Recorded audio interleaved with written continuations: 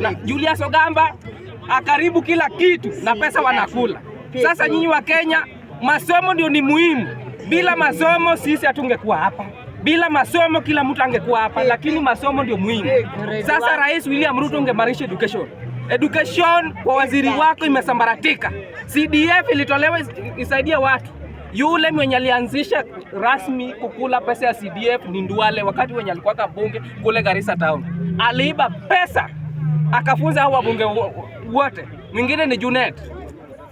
Milioni 120 kila mwaka ya kila mbunge. CDF ya kusaidia watu wanafunzi wasome.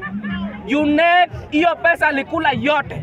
Ama waziri Junet, yule wa Ichungwa na huyu wa hapa, huyu Makadara. Hao ndio wanaongoza kwa 78% kwa kukula CDF Kenya hii. Sasa mjiwaangalie kabisa. Wanafunza hao wabunge mpaka wakafunza huyu MCA wa hapa pia yeye pia ni CDF. Magoba. Yeye ndiye anaongoza MCA wote Magoba kwa kukula pesa CDF. Magoba one time. Tarehe 9 mwezi wa 8.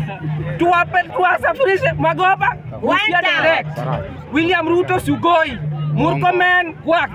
Sasa nataka kuambia hivi nikamalizia. Wejipange. Yote yawezekana bila Ruto. Yote yawezekana bila Ruto.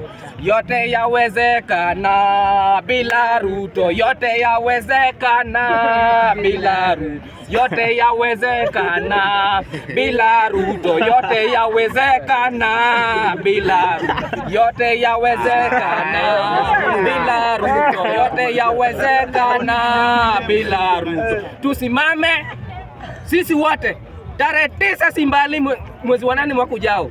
Tusimame na tuchukue wenye wajachukua kura. Mjiandikishe mapema ili tutamka. Unajua walikuwa na mkanga saa 12 raundi saa 9:30 muwe polling station, mngoje mpige kura tusafirishe William Ruto nyumbani. Asanteni sana.